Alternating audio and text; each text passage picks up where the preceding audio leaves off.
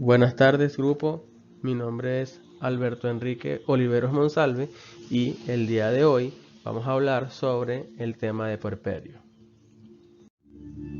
El puerperio. El puerperio es una etapa en la que se producen una serie de cambios fisiológicos en la mujer, que tras el parto vuelve de forma gradual al estado no grávido. Además, tiene la misión de alimentar al recién nacido.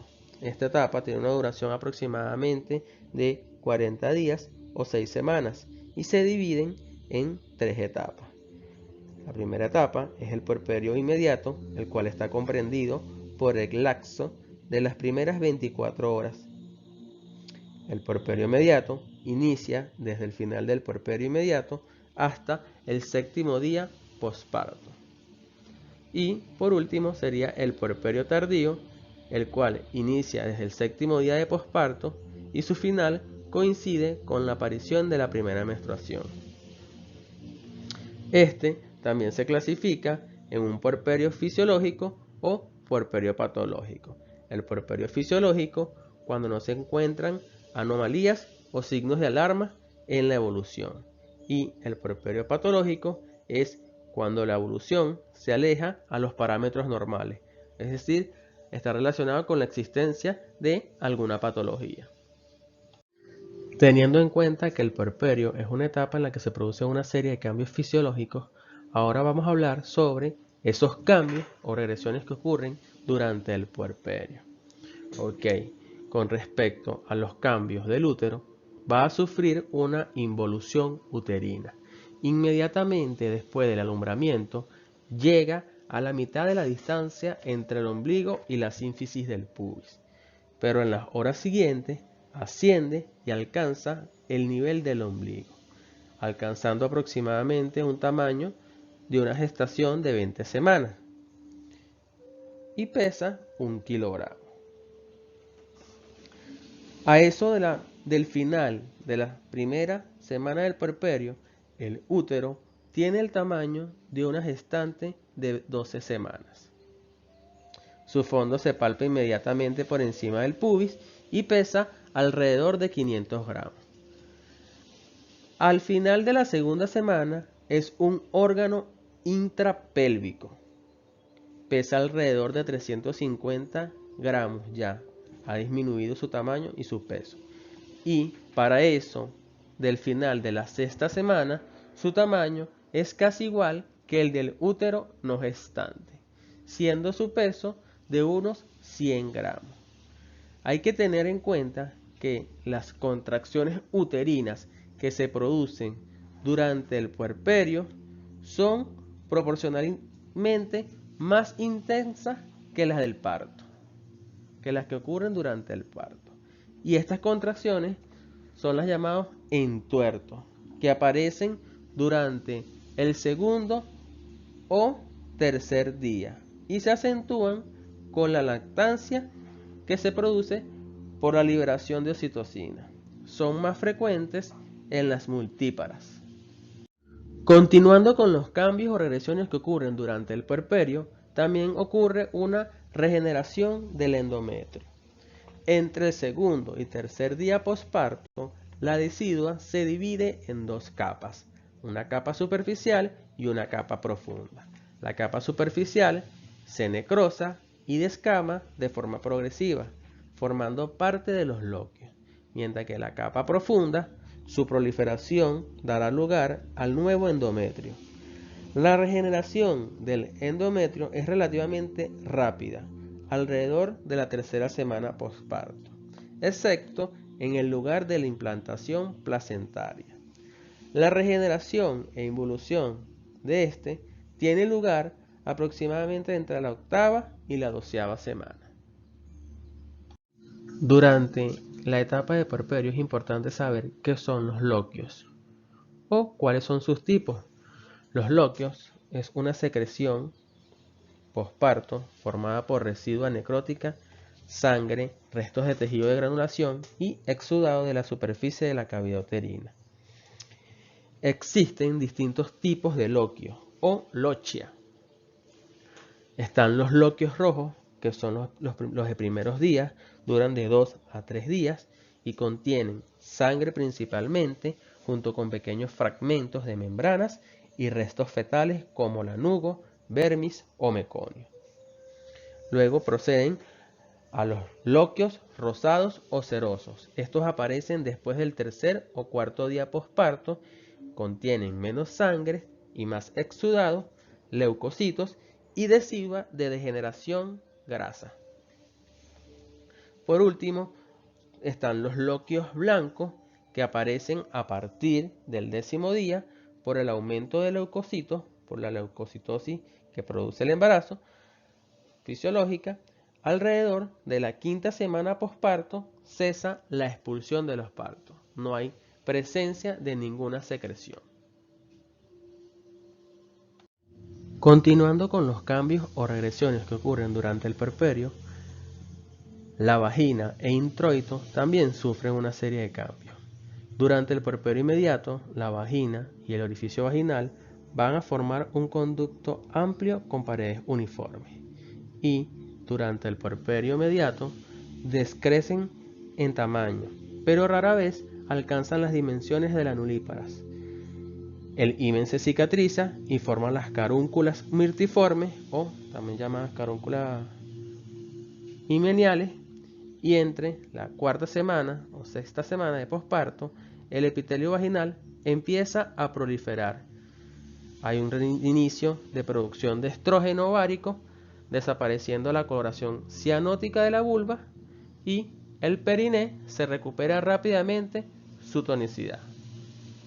Con respecto a los cambios que ocurren durante el puerperio sobre el aparato respiratorio, va a sufrir una disminución de la presión de la cavidad abdominal, el cual produce que el diafragma realice de nuevo movimientos normales, y desaparece la alcalosis respiratoria con unos descensos de 5 a 10 milímetros de mercurio en el dióxido de carbono.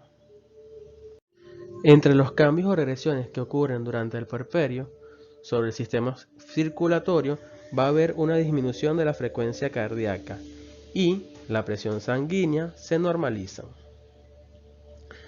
También va a haber una disminución del volumen sanguíneo, que se reduce la sobrecarga vascular y las venas de los miembros inferiores disminuyen su volumen. Con respecto al sistema cardiovascular, va a haber una existencia de bradicardias fisiológicas las primeras 48 horas y desaparece el soplo de eyección y tercer ruido durante el puerperio mediato, es decir, después de las primeras 24 horas hasta el 7º día. Y la tensión arterial no debe ser mayor de 140 a 90 milímetros de mercurio. Seguimos con los cambios o regresiones que ocurren durante el puerperio sobre el sistema gastrointestinal o el abdomen. El estómago, intestino delgado y grueso vuelven a su posición, pudiendo causar una hipotonía intestinal.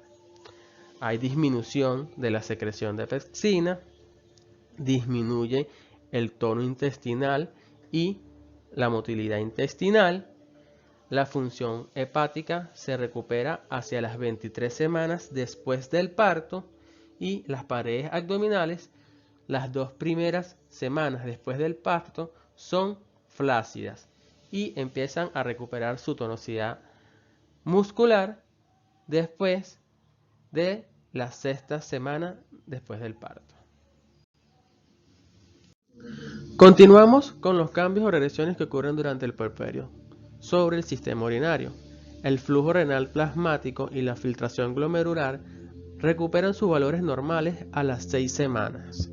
Hay un aumento del tono ureteral y vesical, y el riñón elimina de 1500 a 2000 centímetros cúbicos debido al descenso de la oxitocina, que actúa como antidiurética. Ocurre de 4 a 5 horas posteriores al parto. Entre los cambios que ocurren durante el puerperio va a haber una variación en el peso. En el peso se produce una pérdida media de 5 kilogramos y unos 4 kilogramos durante el puerperio. Tras 6 meses después del parto, la mujer aproxima su peso al que tenía antes de comenzar el embarazo. Aquellas mujeres que incrementan su peso en más de 9 kilogramos durante el embarazo presentan una mayor diferencia entre su peso de antes y después de la gestación. Y con respecto a la piel, desaparecen las alteraciones cutáneas como hemorragias capilares, petequias y puede haber la existencia de estrías. Entre los cambios que se sufren durante el puerperio también hay cambios metabólicos en los cuales los niveles séricos de colesterol y triglicéridos descienden en las primeras 24 horas del puerperio, alcanzando sus cifras pregestacionales en la séptima u octava semana posparto. La glicemia basal y postprandial disminuye en el posparto, principalmente en los 3 primeros días del puerperio. Por ese motivo, los requerimientos de insulina de las diabéticas disminuyen en estos días. Y con respecto al sistema endocrinológico, la glándula tiroidea retoma su tamaño entre el puerperio inmediato y puerperio tardío. La prolactina se eleva entre el puerperio inmediato y la hormona gonadotropina coriónica humana es indetectable para el final del puerperio inmediato. Continuando con los cambios o regresiones que ocurren durante el puerperio, también existen cambios hematológicos y hemodinámicos. Es importante destacar que durante la gestación se produce un aumento del volumen sanguíneo hasta alcanzar los 5 o 6 litros. Este volumen se normaliza alrededor de la tercera semana posparto. La pérdida de sangre durante el parto produce en el puerperio una reticulocitosis que es máxima en el cuarto día de posparto. El estrés del parto produce una leucocitosis importante en el puerperio que, sumada a la leucocitosis relativa del embarazo, hace que cifras de hasta 25.000 leucocitos por campo sea considerada normal. Continuamos con los cambios o regresiones que ocurren durante el puerperio sobre la glándula mamaria. Va a existir una ingurgitación mamaria, la cual se produce entre el tercer y cuarto día posparto. Esta puede provocar un aumento fisiológico de la temperatura de carácter transitorio con una duración aproximadamente de 4 a 16 horas, nunca superior a las 24 horas. La succión del pezón durante la etapa puerperial va a provocar un estímulo nervioso que llega al hipotálamo, donde se libera la beta-endorfina. Esta sustancia provoca el descenso de la hormona liberadora de gonadotropina y la supresión de su secreción pulsátil, inhibiendo así la secreción de gonadotropinas e impidiendo la ovulación y menstruación. A partir de la octava semana, la prolactinemia comienza a aumentar de 200 a 400 nanómetros sobre milímetros al término de la gestación. Ahora hablaremos sobre los cuidados del puerperio. Los cuidados en esta etapa son una prolongación del alumbramiento. El riesgo de hemorragia ayuda a comprobar la altura y consistencia del útero, la cuantía de la pérdida a través de los genitales y las constantes vitales son muy importantes. Es decir, debemos de tener un control constante de el pulso, la temperatura, la altura y la consistencia del útero, el carácter y la cantidad de los loquios. Ok. Transcurridas 2 horas desde el parto, si estos parámetros son normales, los pacientes pueden pasar a una cama de hospitalización. Debemos tener mucha atención en los siguientes aspectos. Con respecto a la higiene, se lavará la vulva 2 veces al día con agua hervida o una solución antiséptica. También debe tener un lavado cuidadoso de las mamas y se vigilará y tratará adecuadamente la herida perineal en caso de su existencia. Con respecto a la actividad, va a ser relativa en casa los primeros días. Podrá salir a la calle a los 8 días después del parto y es recomendable que practique ejercicios físicos entre 1 hora al día y este ejercicio debe ser suave y progresivo, evitando los ejercicios que conlleven incrementos importantes en la presión abdominal. En cuanto a su dieta, debe ser normal. No es el momento de iniciar dietas de adelgazamiento, pues la lactancia requiere un aporte alimenticio suficiente para la nutrición del producto.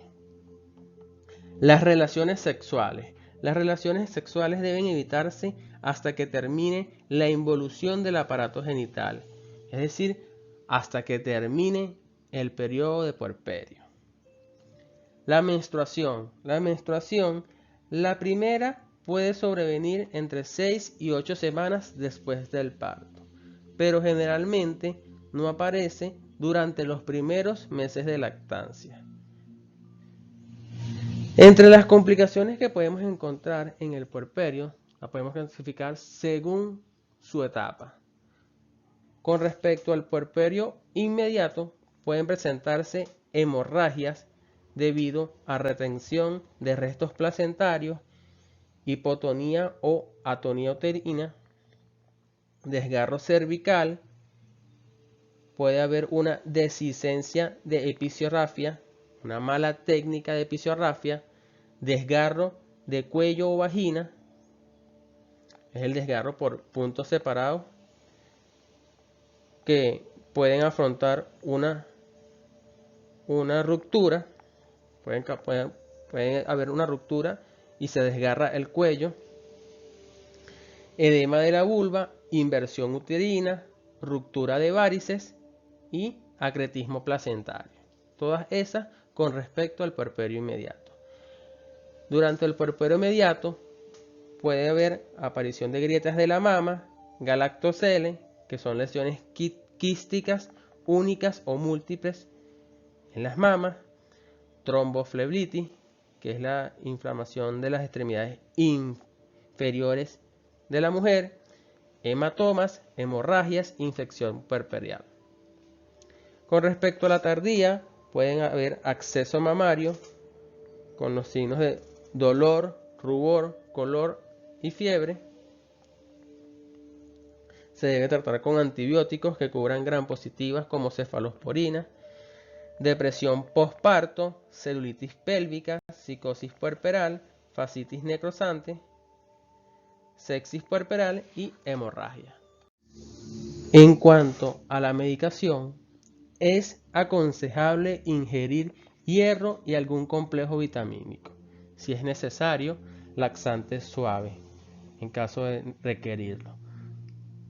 Durante este periodo también se debe realizar una revisión del aparato genital. Para ese entonces se habrá completado la cicatrización de los desgarros perineales y terminado la expulsión del óquio. A esta fecha de las 6 semanas, el útero debe estar normal y el cuello cerrado. En esta revisión se realiza un estudio citológico como control, como medida de control. Luego, una recomendación está también la visita al pediatra, ya que el pediatra pudo haber reconocido al niño en el hospital, pero después debe establecerse el calendario para un seguimiento oportuno a partir de una visita al mes de nacimiento. Como dijimos al principio, el puerperio no solamente abarca los cambios fisiológicos que sufren las mujeres, sino también la alimentación del niño. Y por eso hablaremos sobre la lactancia. La leche materna es considerada como la principal fuente de nutrición para la mayor parte de los recién nacidos. Según la OMS, destaca que los beneficios de la lactancia materna para la salud del niño son mejores que una leche artificial. La leche materna es el alimento más completo para el recién nacido, puesto que contiene sustancias específicas que potencian su valor energético y nutritivo. Entre dichas sustancias están la lactoferrina y algunas enzimas, vitaminas y oligoelementos. También la leche materna tiene propiedades antialérgicas y la estimulación de la mama disminuye el riesgo de cáncer de mama y de ovario en las madres. También se dice que existen interacciones psicobiológicas entre el niño y la madre. Hablando de lactancia, debemos tener claro que existen diferentes tipos de leche que se producen en la glándula mamaria. Tenemos la leche precalostro, la cual se acumula en los alvéolos durante el último trimestre de la gestación. Va a estar compuesta por exudado plasmático, células inmunoglobulinas, lactoferrina, ceroalbumina, cloro, sodio y lactosa.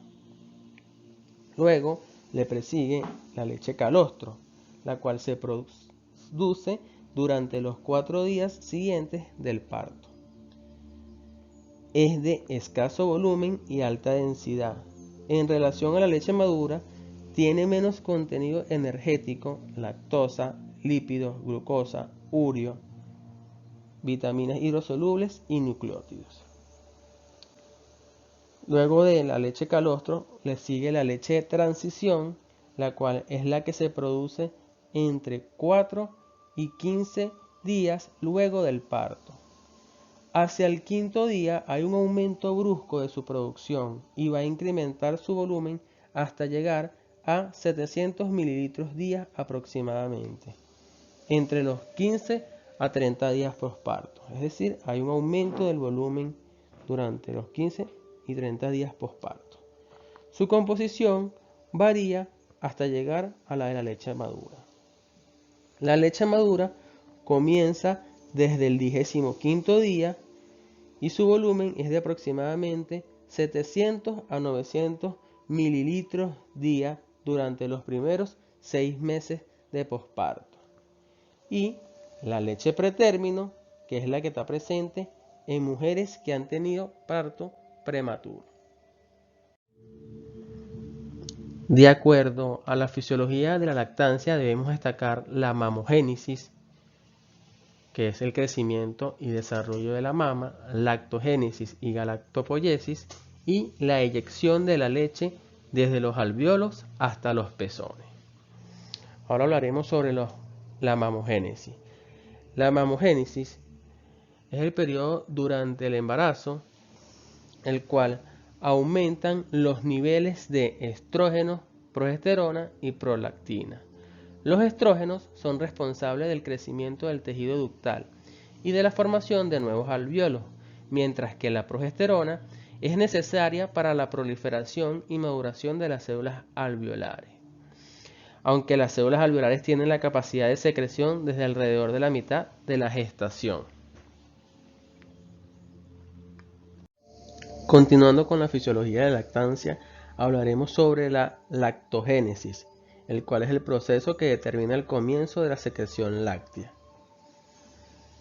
Debemos tener en cuenta que la producción de leche se inicia entre el 2.º y 6.º día de posparto. Y en este proceso son necesarios unos buenos niveles de estrógeno.